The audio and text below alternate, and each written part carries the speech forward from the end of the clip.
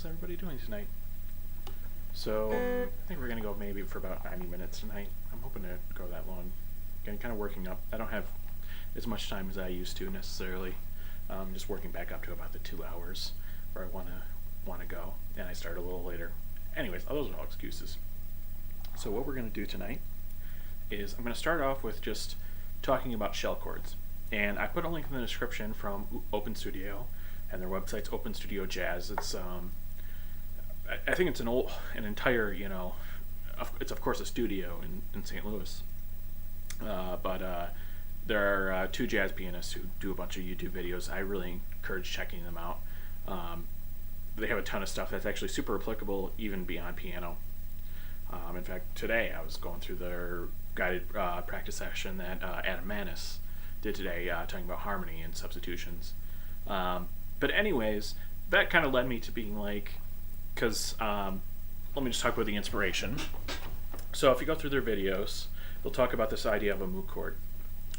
And there's the simplest explanation of what a moot chord is, or a mute chord, or who cares, is think of a ninth chord, but try and keep the root and the ninth together. And that can be major, minor, it doesn't matter. So on guitar, right, we already have our shell voicings, and I'll back up to all this stuff before, but one such shape is on the fifth string, it's a major seventh. Let's move it actually down to the sixth string. This is something you've definitely heard before if you've listened to how I play the chords. So let's start off with, what is a shell chord? At least on guitar. Instead of trying to think of big chords, because we're limited, right? We've only got 6 strings, so max, that means 6 voices. So we got to find ways around, because on piano you can play up to 10, right? I mean, you could play more, if you're hitting 2 keys at once. But let's just say, for all intents and purposes, you're maxed out at 10 voices at once on piano. So when you're learning chords, I mean, you can play them as open, as big, as small as you want. On guitar,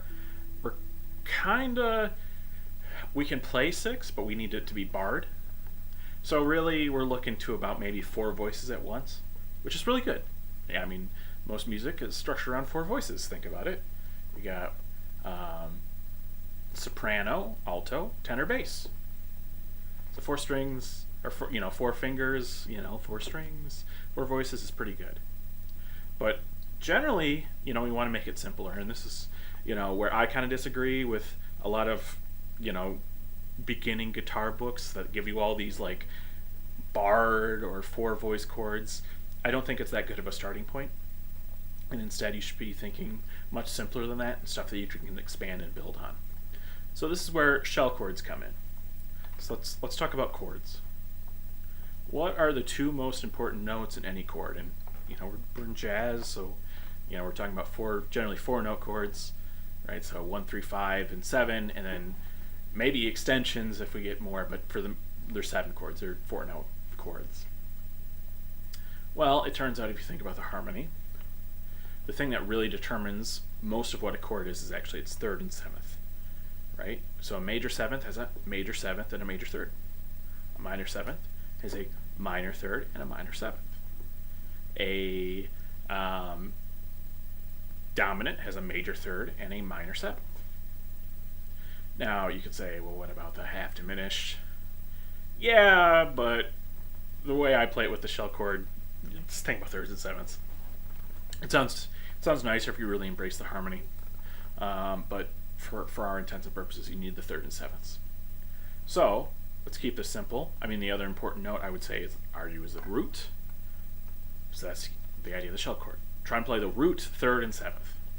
And in fact, if you're playing with other people, you can many times drop the root, because the bassist or somebody else will be playing it, and if you're playing with a pianist. But usually we kind of clash. We are in the same range, but the bass player will usually pick up the root. So that's where you get this idea of maybe doing rootless voicings. So let's start with the 6th string. Let's just build it in root position. So starting with the root at the bottom. So let's start with E. Actually, no, let's do C. Just keep it neutral. That way we don't want to think about key. So let's try and stack. I've done this idea before. This is a major triad.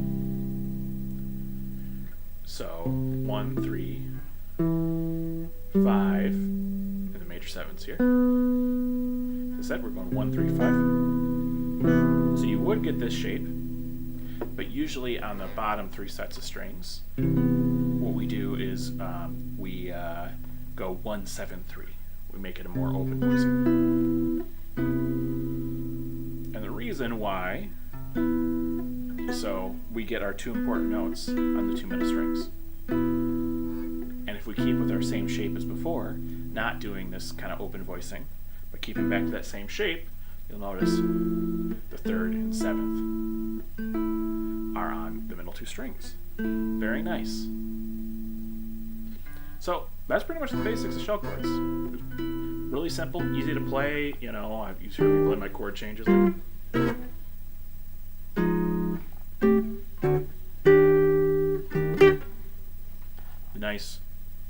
Another nice thing about these two is you get pretty clear separation between like a bass note and the upper structure of the chord, right? You've heard me.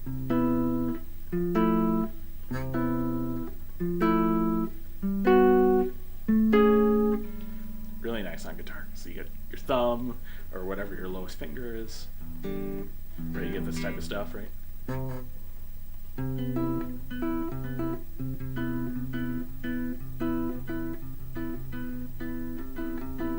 Very nice, if you want to make like a glop rhythm.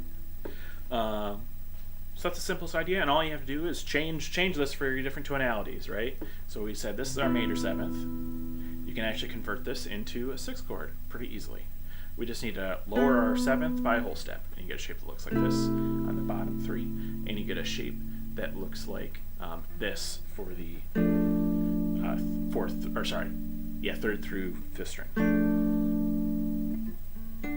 So just lowering our major 7th by a whole step gets us a 6th chord. Nice. So major 7th to major 6th. What are other things we can do? We can of course take the shape before. Let's say we want to turn it into a minor 7th chord, so we have to lower the 7th we have to lower the 7th half step, lower the 3rd half step, and get a shape that looks like this, which is almost kind of like barring. In fact, you can play it with barring if you like. Okay, that's the minor 7th. Dominant. Dominant's same idea, except you keep the major 3rd there. Right?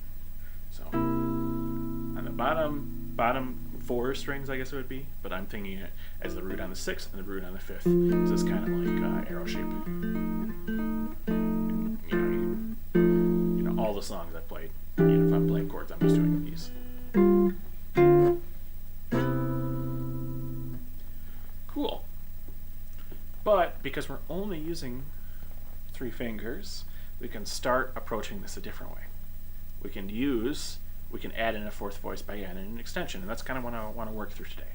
What's different shapes we can make that adds in the 9th or the 11th? So let's just stick with dominant chords, since generally, those are the easiest to add all types of fancy extensions to, right? Generally, if you're in major chords, you can do some stuff, but you have to be not necessarily careful, but the flat 11th, the sharp 11th, sharp 9s sound very dissonant, unless you're, really careful.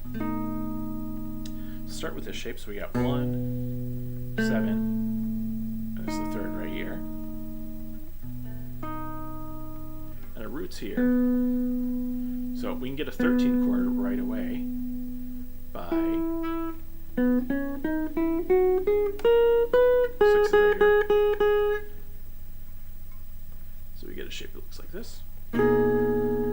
Yeah, that's a 13 chord. If we want to keep both in, we can lower our 3rd a whole step and get something like this. This is a 9th chord, though it's going to...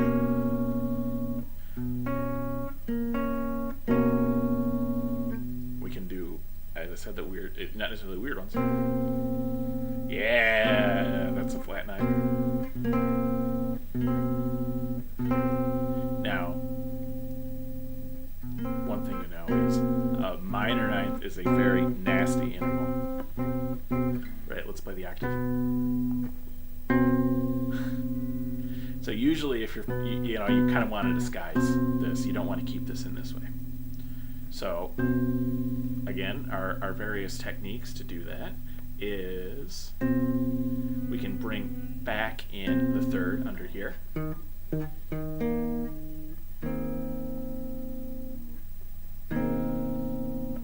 Right, playing all of it with the root at the bottom. Just don't play the root.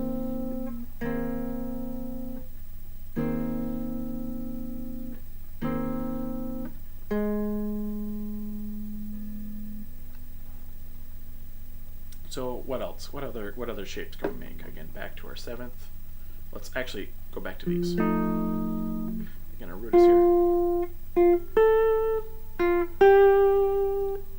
One's with the root on the 5th. Right here is the 9th. Alright, so we can just add that down. So again, our dominant shape here is like this, and we just add.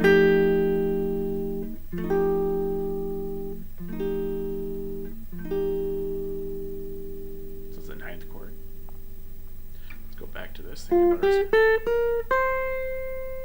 we can put our 4th here, but our 4ths are also here.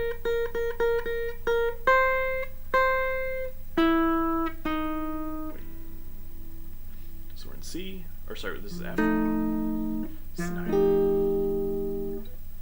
So bringing back the 3rd up top, right? There's an octave right here. I want to play here. So right here is where we got to get. So we get this shape for an 11th.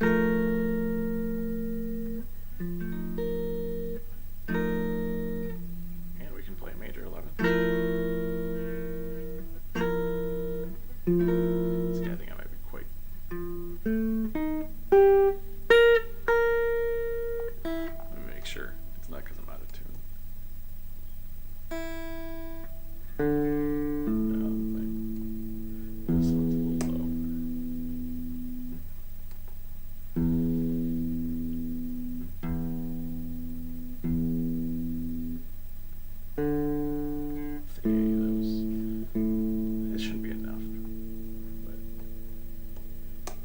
So, again, working through, this is F, F7, F9,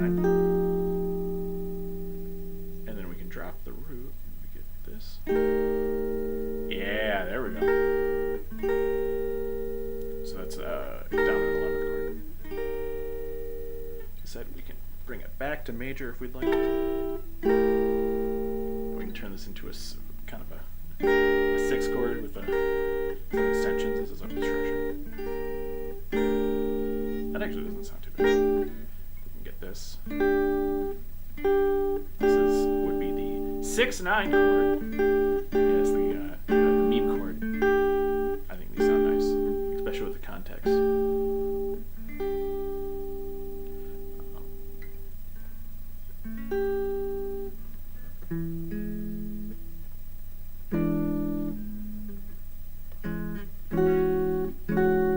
There we go. This is the 6-9 chord.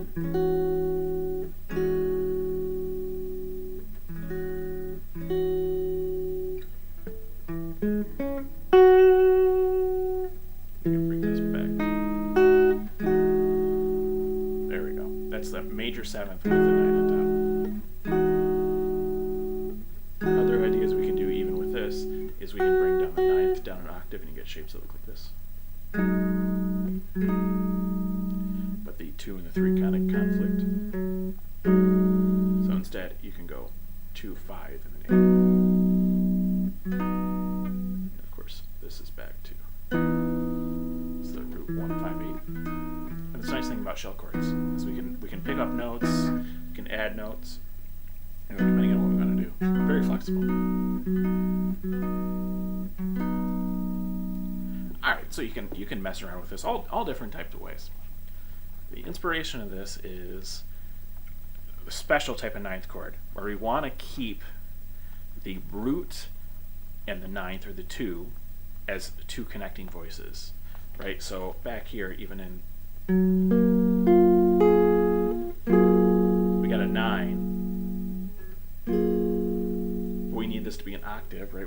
this shape.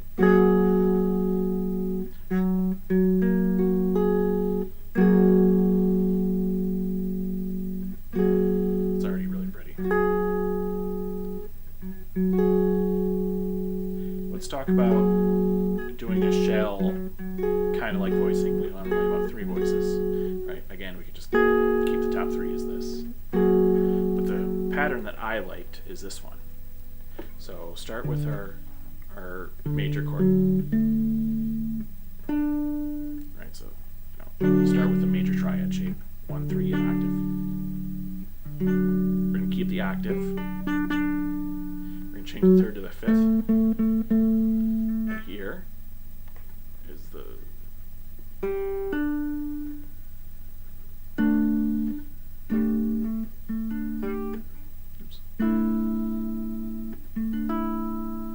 the shape, which is the shape that I liked. You can also, the third is here, right? So this is kind of a spread triad. You can just drop the root, and we get this. We're gonna get fancy. It's that'd be a sharp 9.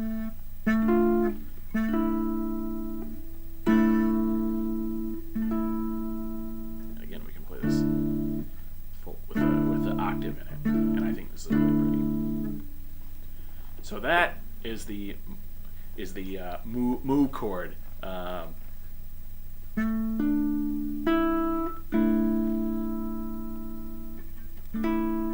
other thing we can do is we can just drop this octave.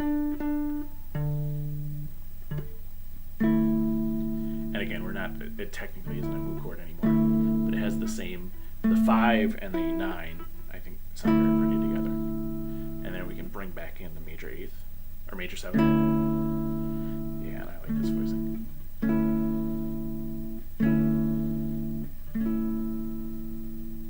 So yeah, shell chords. So in that guided practice session, Adam Menace starts with like just a 2-chord vamp of C to F major. And then what you can do is start backing, going back and adding different substitutions. So he starts, and again, I encourage you to watch this video, but where this came up is you can add, so that's C7. It's pretty common. You go from the major to the 7. But you can start backing it up into 2-5-1. But you could also introduce a secondary dominant, and this is where he uses it. But you can substitute for any 7 chord, right? Let's say we wanted to substitute out, the 7 for the mu chord.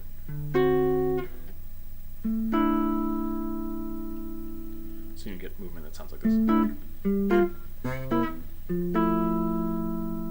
I think that's really pretty.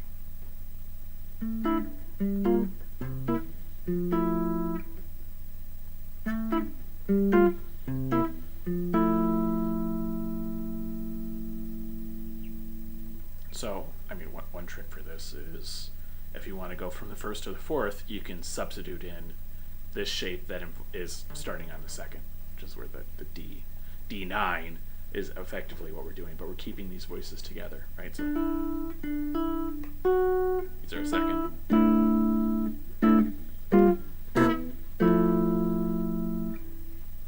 Again, I think that's really pretty on guitar.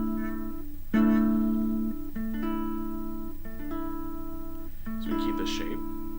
Another idea, we can drop the 5th down to the 3rd, so we get, I think this is a little harder to play, but kind of a bar shape.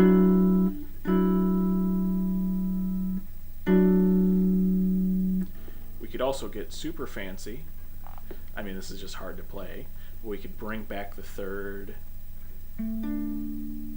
See, I want to bring the 3rd up here, but I don't think we can do it. I think we have to come up with some trickier thing. But I want the 9 to be on top. It just sounds nicer if we do this. And we can have this full voicing. We can of course turn the octave. turn this into, we could have the octave on the two. If I can play the... Anyways, I thought that shape was cool, and why I wanted to talk about it tonight. Again, you can. It's a nice trick to know, and because we're going this would be 5, 1, 2. You can substitute a major and minor. It's implied. Now, if you do this major thing that's talking about,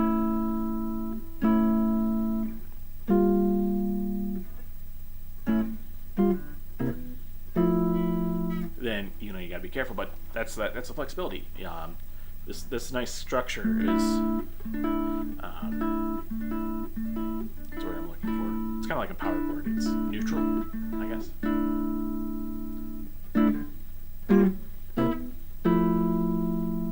So another thing to add to your playing. But the bigger takeaway of why I like this type of stuff is it is so easy just to follow along, especially if you know your roots down here, right? C, D, E, F, G, A. You almost get a full octave right there, right? I usually go from about B flat to maybe over here. So that'd be B. So right here is an octave.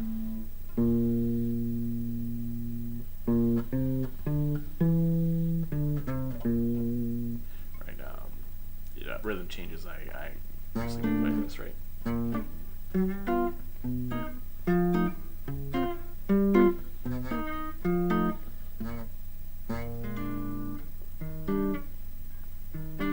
I usually don't go further down the neck than that, but you can go down to A flat, for example.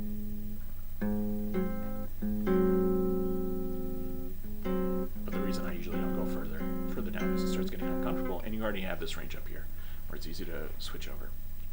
But already you get a full, kind of like this is where guitar might be actually easier to play chords because you're not really thinking about it; you're just thinking about the root.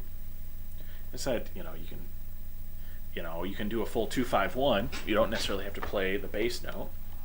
So our usual 2-5-1. Let's say we're getting back to C major.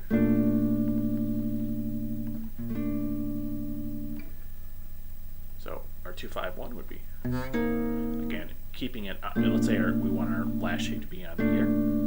We get something that looks like this. And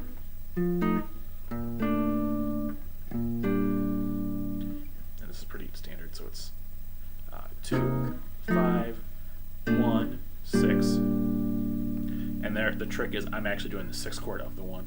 It's the same as the 6 minor. So that's why you just got to know. It's good to switch between the major and the 6. That's why I like this too, because it's flexible enough that you can almost stay in the same shape. Just switch I'm switching 2 fingers. But again, oops.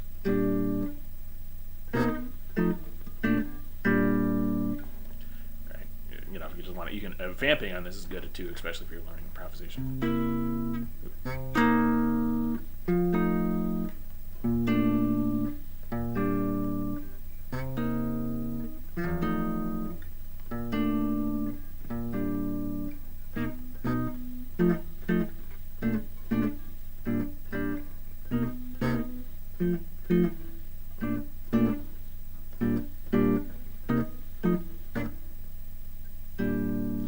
Anyways, so playing that, let's just not play the roots anymore. So we get.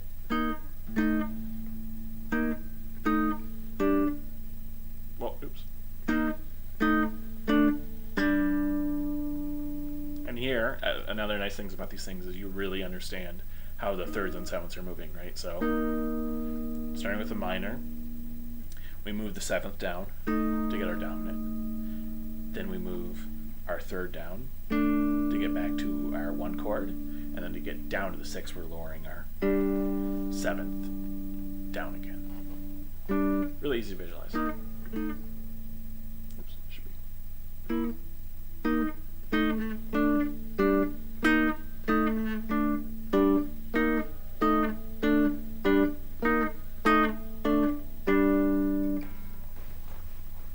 So shell chords, they're super awesome.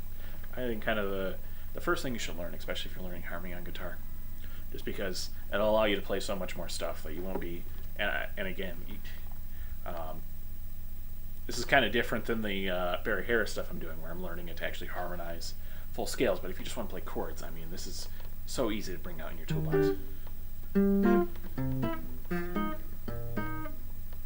Right?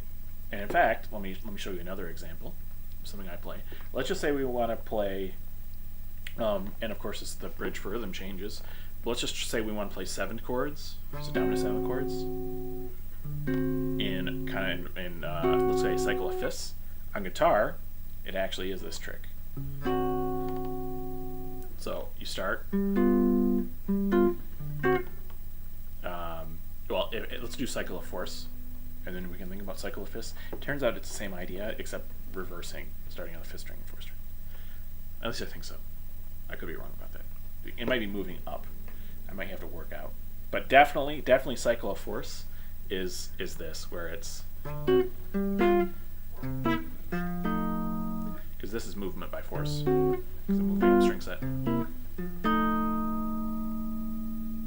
And then down a fifth is the same as up a fourth, right? And that's really easy to play on guitar. I mean, it's just almost automatic. And that's where these shell chords are really nice, because again, you got this nice shape, and the only other one is this one kind of reminds me of a hockey stick, if it helps, because we got 10 10, or let's go from the top, 11 10 10. This of course would be a D7. Next one is a G7. This one I kind of think of like an arrow, and that's from the top 10 9 10. So again, kind of like an arrow. And then you get to the next set of chords, you just literally move down a fret.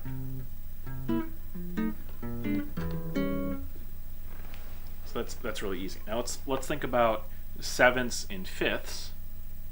And my contention, as I said, so let's start with F, because I know we got to go to C next, and then it's easy to work out fifths from there. So we got F7. Yeah, it is. It's moving up instead of moving down. Wait.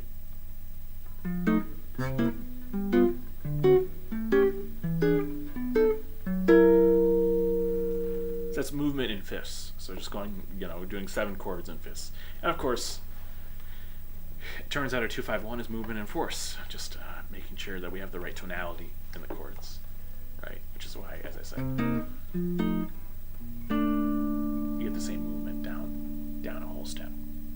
In terms of the going from the 2 to the 1, of course, that's what it must be, right? But if you work through this, you get 2 kind of movements. We can do the same thing. We can swap and start with our end target is going to be here. Again, with the root on the fifth string. That's our major 7th to 6th movement. And another big advantage of these is they're really easy to reason about, because you know the 2 shapes. And again, we're only doing this trick on the 6th string to make these our 2 important voices on the middle 3 strings, but it's a very similar idea. Where we always know in our shell chords, this is the root, bottom, no, and we can omit it, and then the root would be implied. But for the one with the root starting on the 6th string, it's always the major 7th, 3. And the one starting on the 5th string, it's 3, major 7.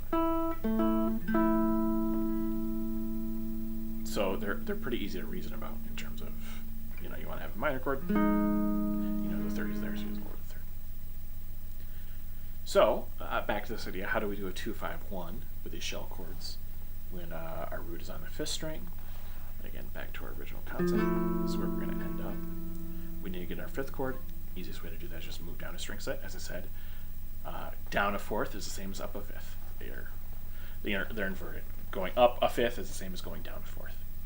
Very nice. Why is that? Well, because going up a 4th and then up a 5th, or a fifth or a fourth, it doesn't matter, is the same as going up an octave. They are complementary in that way. You can reason about other things. Tritones are self-complementary in that way. Right? A tritone plus a tritone is an octave.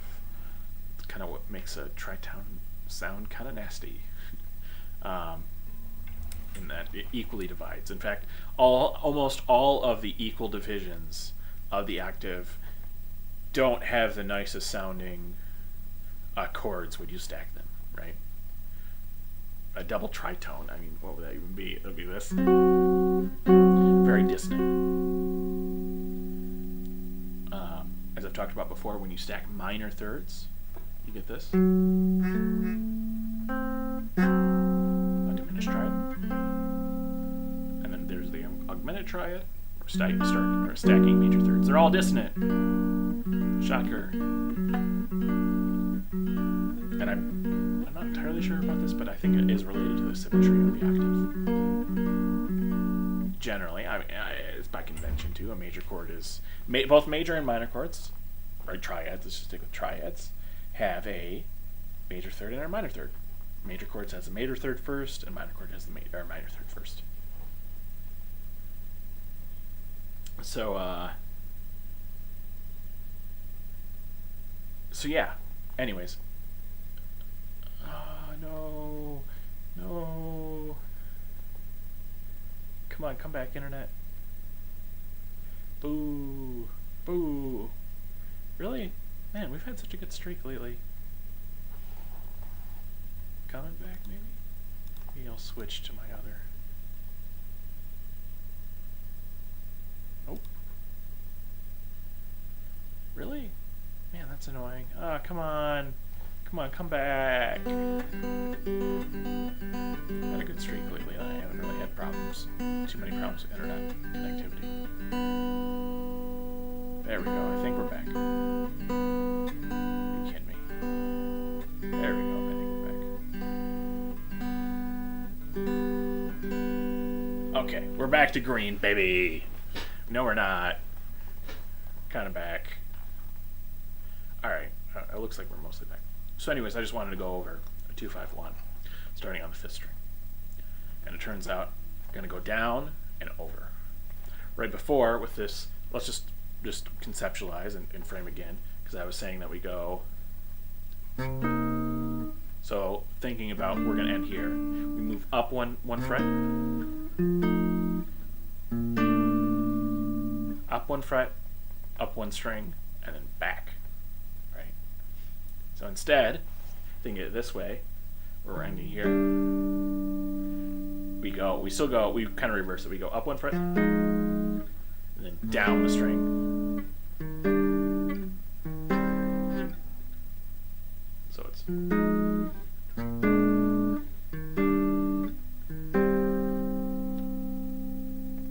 As compared to this.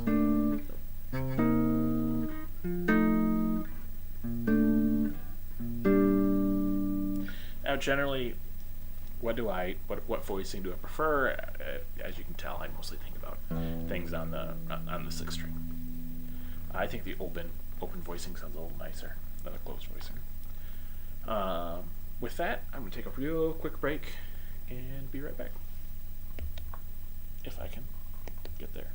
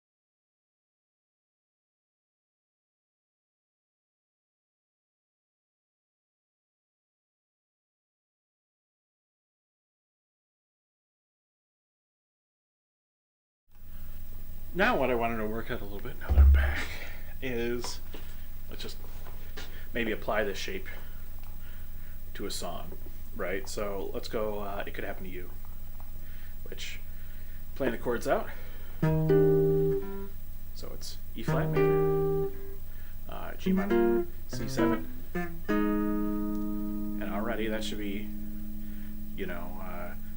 giving you a chance that maybe we could do a substitution here, because as I said, we got this C7, we can change it,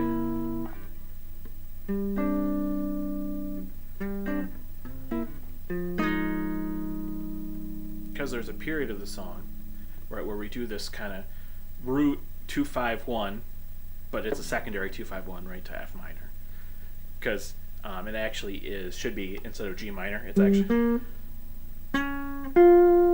should be the half diminished.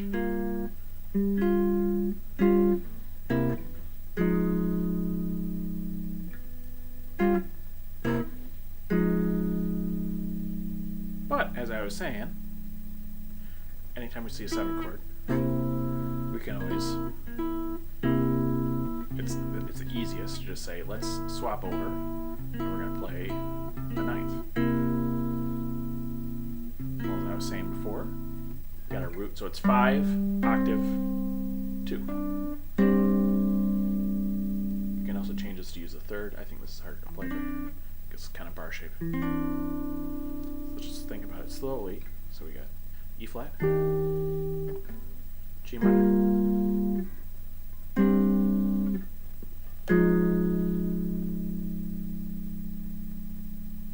so instead, let's go,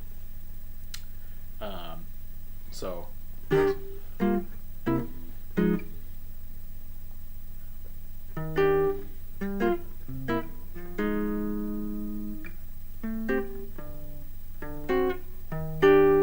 is the part I'm saying. So E flat,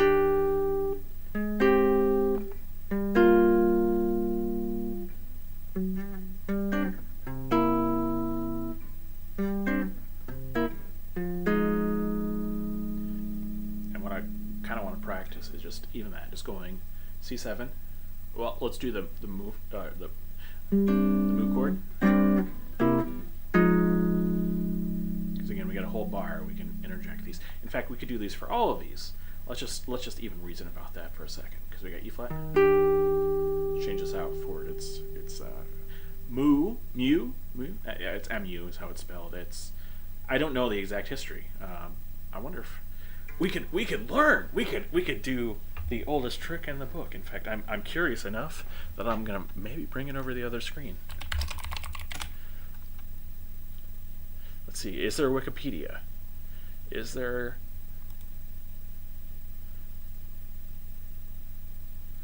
Oh man.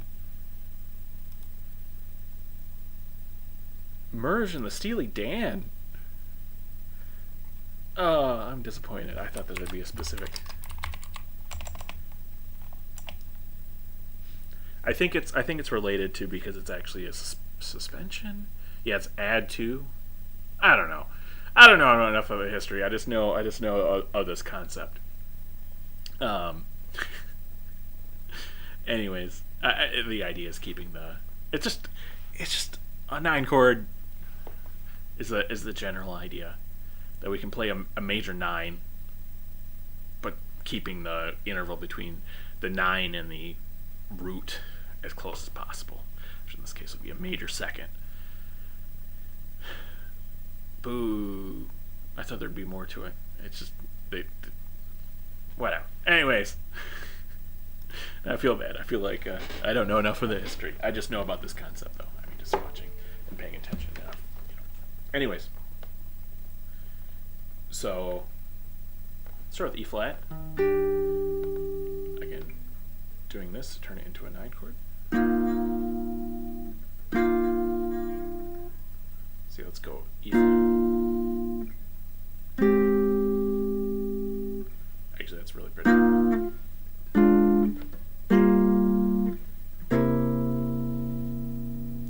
We do a similar idea.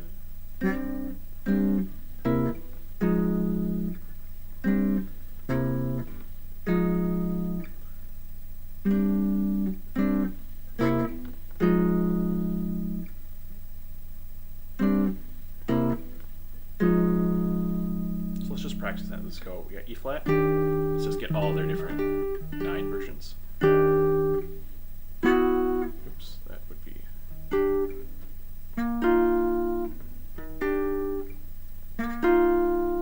G minor. So, one trick to know. We still got to keep the second. So, when the root is on the 5th string, I didn't talk about this, we still have to use our usual chord moving rules. So, if it involves the 2nd string, you have to use it. Do it 1 fret out. So, you get a shape that looks like this. So, we go.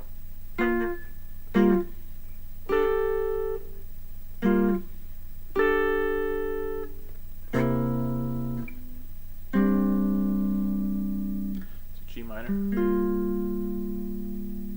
to this. Oops. G minor. 9 shape. You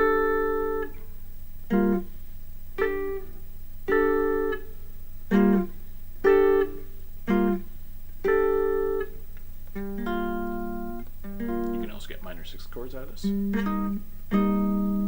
So now we have a bunch of different ways to play the same chord. So we got, well, okay, so they're not technically the same chord, the minor 7th and the minor 6th, but you can substitute them for each other. I guess I didn't talk about substitution rules generally. You can substitute any chord that shares 2 chord tones. So you may wonder, okay, tritone substitution. Those share 2 chord tones. In fact, they share the 2 most important chord tones. They share the 3rd and the 7th. Again, like most things, let's just reason through it. We got C7, so C, E, G, B flat. I'm saying that you can instantly replace that with F sharp 7. Yes, you can. It's F sharp, A, C, and E. Right? There should be an F sharp 7. As E, sorry, it has the root and the 3rd that you're swapping out. Am I right about that? What am I missing? No. F sharp, A sharp, right? Because it's F sharp. F sharp, A sharp, which is B flat. Yeah, it definitely has. It actually has 3 of the notes. Right? F, A, C, E. Right? So F sharp, A sharp. Should be C sharp, right? So it doesn't have the C. It has C sharp and E. So B flat and E are in the chord. And there are other 2 tones. Thinking about it in terms of extensions, you're actually adding a sharp 11, right? Hence the F sharp, and you're adding C sharp, sharp 9. So tritone sub is kind of like playing a sharp 9, sharp 11 chord. And it's a dominant, so you can do whatever you want with the extensions. It doesn't matter because they fundamentally have a dissonant quality, which is why it doesn't matter as much. As I've said before, too, you can substitute essentially anything in its dominant 7, or sorry, it's a diminished 7 chord. So root, flat 3rd, flat 5, I guess diminished 5, and then 6. So yeah, A7 can actually substitute out for C7. So what's different there? We got A, already kind of weird. That's the 6th, so that's 13. Then we have, man, God. It's getting irritated. I should have more than enough bandwidth. Kidding me. See if maybe I can switch to the 5G and it might be a little more stable. Or maybe not. It's the worst. Dropping too many frames. You kidding me?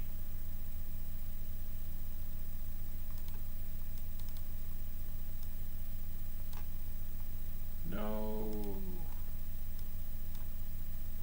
Come on, come back. I think I'm back. Maybe. Maybe not.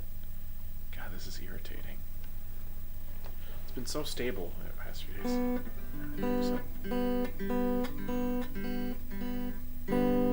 think it's just this time of night too. Really? There we go. There we go. I think we're back. Yeah.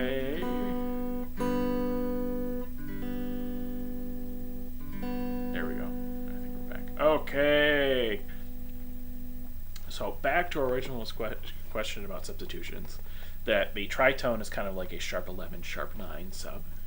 What is A7? A7 is A, C sharp, E, and G. So what are the notes that we preserve? We preserve the third and the fifth. And then our added tones are 6, so 13, and C sharp, sharp 9, sharp 9, 13. The only other substitution from the diminished is E flat 7. So we get E flat, G, B flat, and D flat. So we get G and B flat, our fifth and seventh. If you've noticed, I think that's all combinations of picking 2 out of 3, right? Because it never has the root, nor should it. Because again, back to our construction, if you know this trick on guitar, you should never share the root. It can't, because lowering a dominant seventh, any of these notes down, creates a 7 chord. So you get shape that looks like that, shape that looks like this, shape that looks like this, and you can do this on guitar as much as you want. You get a shape that looks like this, and then the one this one is root on top. Which one am I missing? I've done this one. Oh, this one.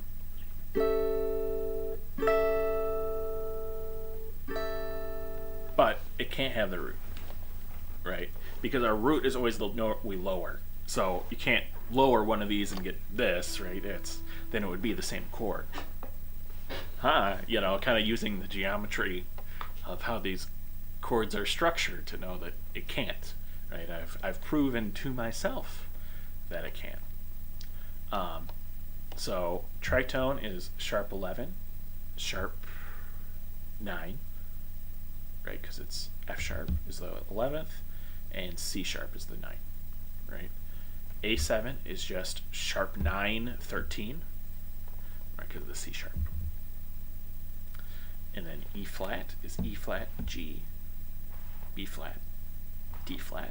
So we're already at flat 9. Wait, C sharp. C sharp should be flat 9. Not sharp 9. And E flat is itself. No, wait. I need to convince myself. Yeah, E flat, it's a very funky chord. Right, because it includes the E flat. You can substitute. I know. Now I got to convince myself. So you get E flat, G, B flat, and D flat. Has to be. Substituting D would be E flat major 7. So E flat. Does the E flat substitution have? It must both have the sharp 9 and the flat 9. Anyways, now we gotta think about it more. Because it has D flat, that's definitely flat 9, and then E flat is the sharp 9. But what it does have is G and B flat, which is the 5th and minor 7th. So, and as I said, it can't be the root. So we're going 3, 5, 7. How many different ways can you pick between those? We got 3 and 5, 3 and 7, and then 5 and 7. 3 different ways. So 3 different substitutions that come from sharing those. Because as I said, you obviously can't substitute with the same chord, right? So it should be 3 different ways to substitute. You can also generally substitute out diminished for 7ths because they share the root. Well, you can substitute out diminished definitely for minor chords because they share the minor third and the root, but I've seen the trick. Diminished kind of work that way. You can substitute them out also for 7 chords as long as they come from the diminished that you use them, right? You can replace this for this or anything. Essentially you're just using the parent diminished chord is what you substitute, with the same argument that 2 notes must be preserved, and it's not the root,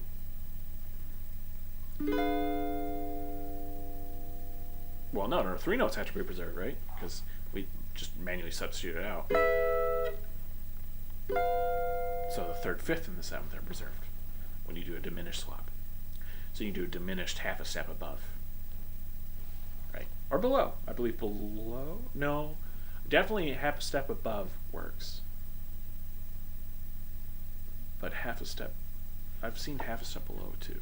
It has to. Anyways. God. Are you kidding me? Might have to end sooner. This is unreal. I'm very frustrated with my...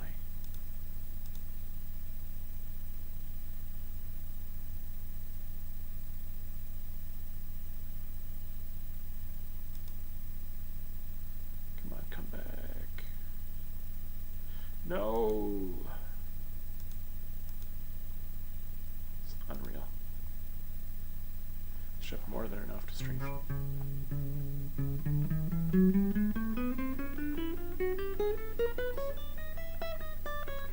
Hoping I get some stability or I'm just gonna end. Unreal. Man, I'm so... I think it might be Wi-Fi interference too. Okay, nice. Haven't necessarily...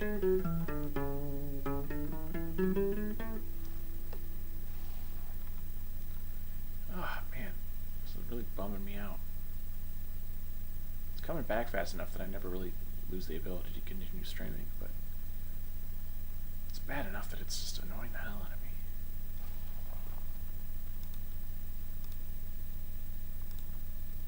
Let me swap over this 5G and maybe it'll help.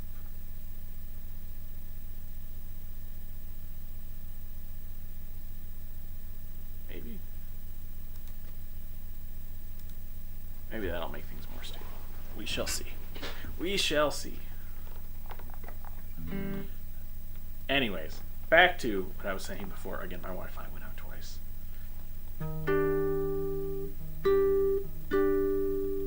So I was talking about chord substitutions. But it doesn't matter in this case because we're not actually, we're just playing an extension.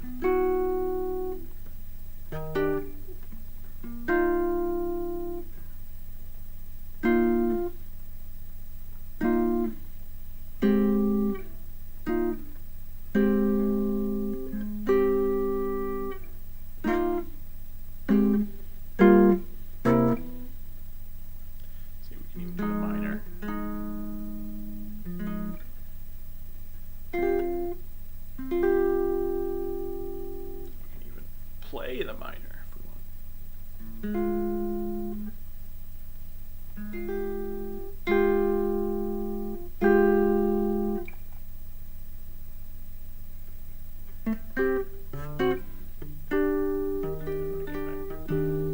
So let's just practice even E flat and these seven chords we've been working on. So just go. We're gonna go. Let's go E flat. A flat, so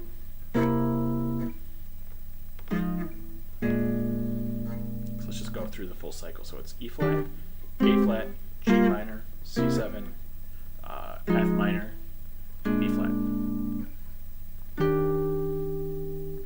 So we'll go 1, 2, 2, 1, 1, 2. 2, 1, 2, 2, 1, 2, 2, 1, 2, 1, 2,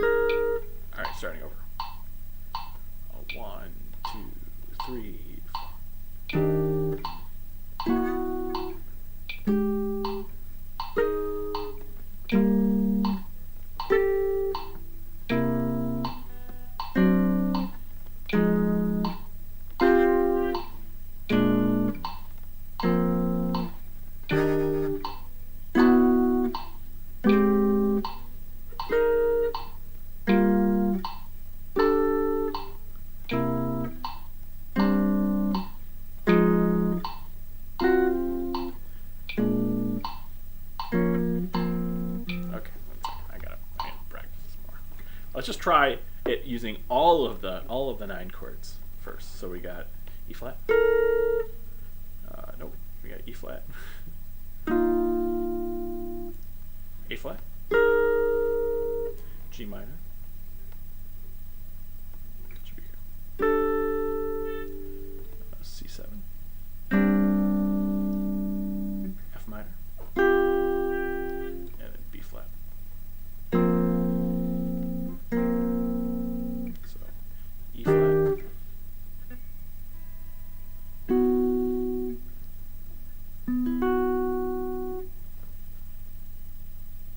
Wait, this is E flat. Man, how are you even messing up?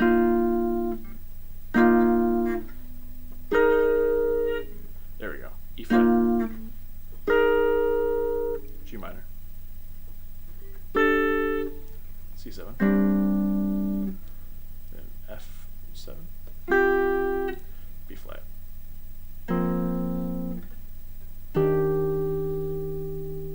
One more time.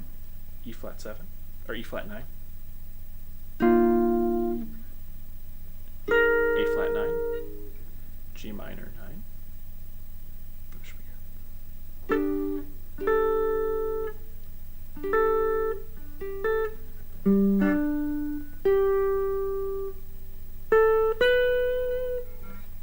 So E flat 9.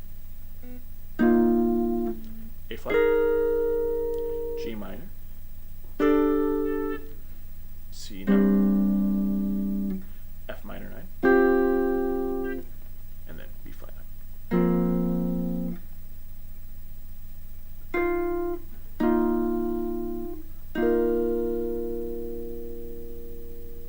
We can add the octave on top too.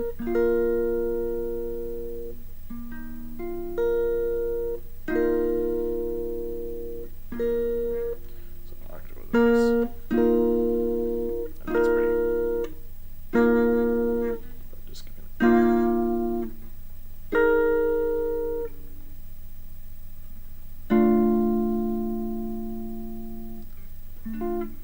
Should be here. So E flat 9. A flat.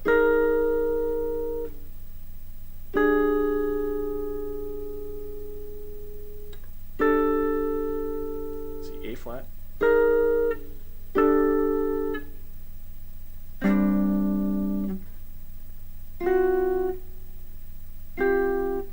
it should be.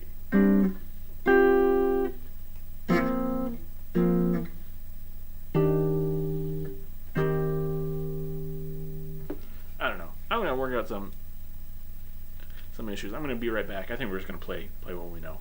Anyways, this is just a piece that I'm working on. Just kind of trying to add it to my general playing of these type of different shell chord ideas that are just easy to play. In addition to all the Barry Harris stuff that I've been working on, but it's just something really easy to add to your playing. I think when we come back, we're gonna play It Could Happen to You. Not with any of the stuff that I've been working on. We're just gonna play everything we know. See how it goes. Anyways, I'll be right back. If it'll change.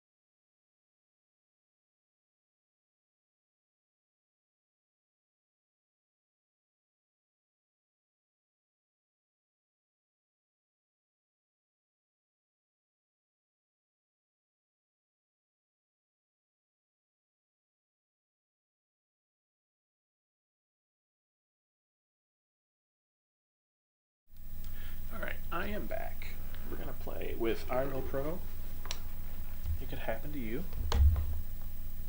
And then we'll probably play Beautiful Love. And we'll see how much time we got left. And for these, my usual convention is play the melody through once, then improvise. I'm going to do three times around, and then melody again.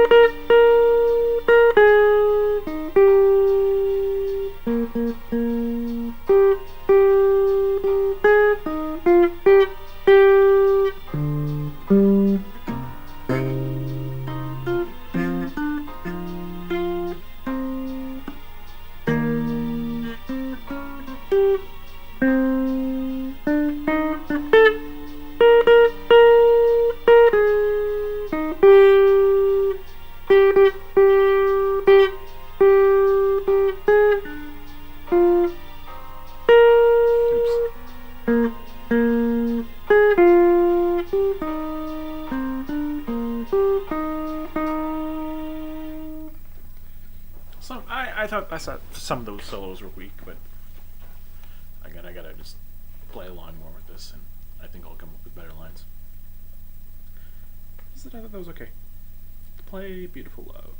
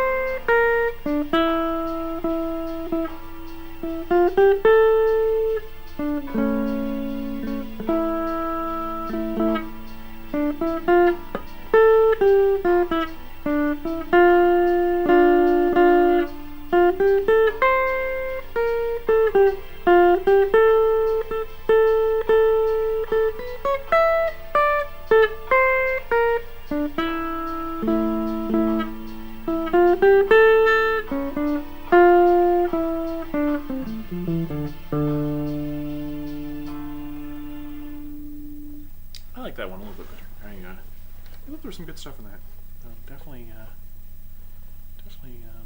Definitely like that. I thought it was nice. Let's see how far we can get with Cottontail. We shall see. I think it's going to be rough.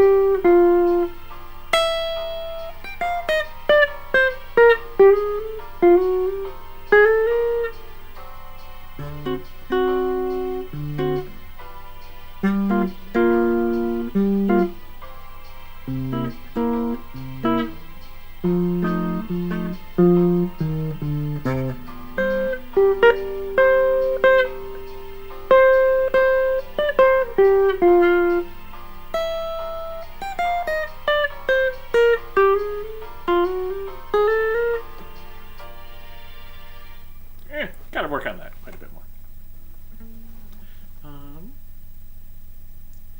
Let's play the way you looked at me.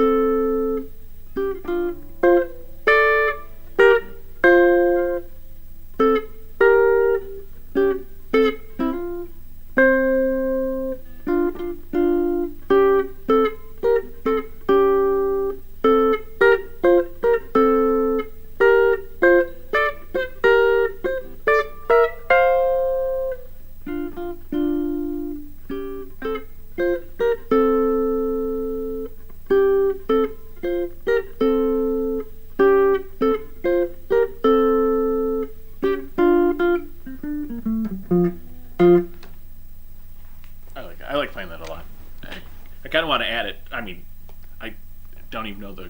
I don't even bother to learn the chords, but I like playing that because it's easy to play. It's a really easy melody to learn. As I said, it's the I messed up the B section because it's.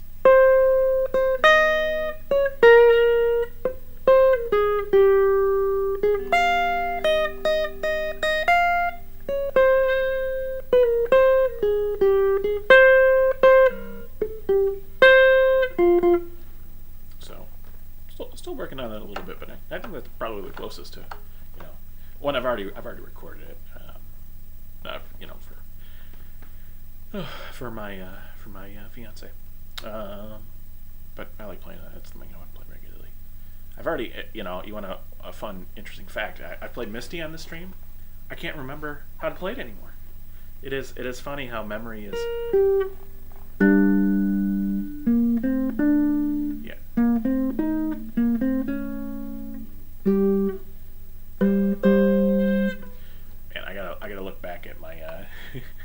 My sheet music to learn that again, because it's funny. It's like you don't play something for a few weeks and then all of a sudden you forget it. So it's really important that I keep playing, especially the songs that I want to play.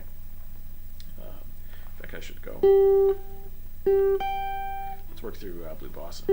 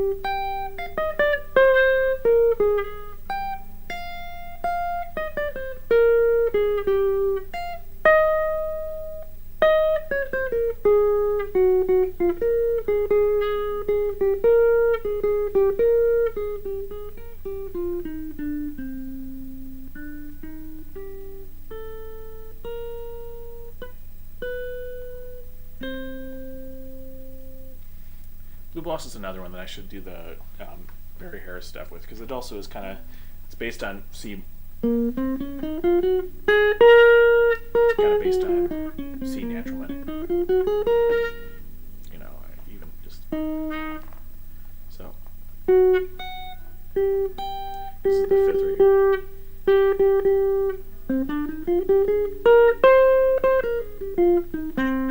Right, so the fifth. I'm going to convert these to the natural minor. Let's start with the scale here, right? So we got.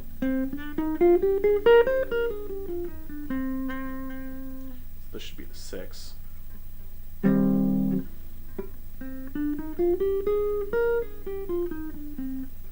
6, 7, 8. Should of course be the octave shape. 4. No, 4. It should be 5. Flat 6.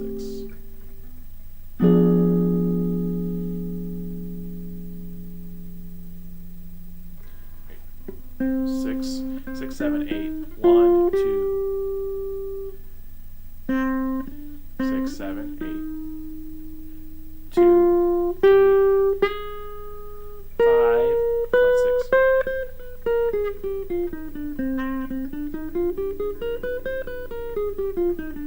So I might do that for next time. It's just down a string set.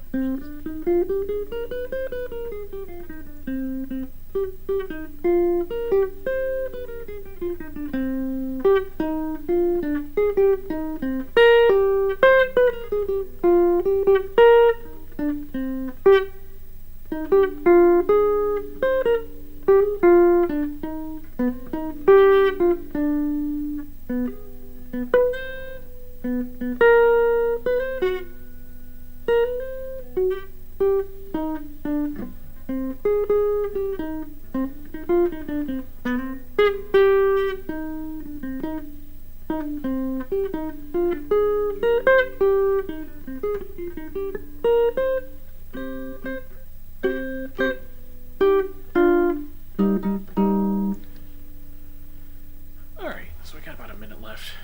Man, I got some weird internet issues. I feel like I should flesh out more about what I mean about these about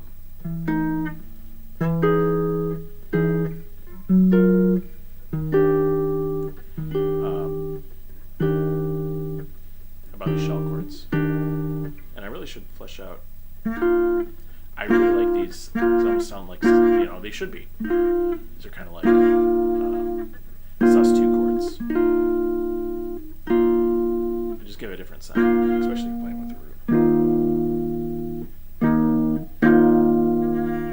Now, if we play it with a third, we get this type of 9 sound. We bring back in.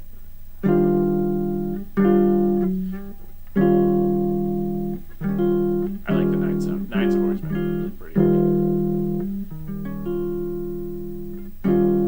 It's a good shape to know. Kind of like the reversed. It's kind of the reverse shape of this top 4 string dominant.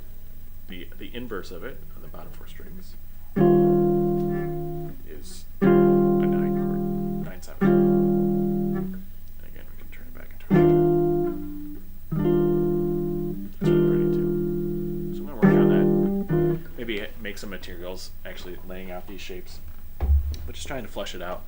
I wanted to at least, you know, try and express some of the ideas I'm thinking, maybe somewhat poorly, but I think that stuff's cool. I think it's super useful. That's why I like shell chords. With that, I'm gonna call it for the night, and I'll see you guys probably maybe Monday, maybe not. We'll see. Anyways.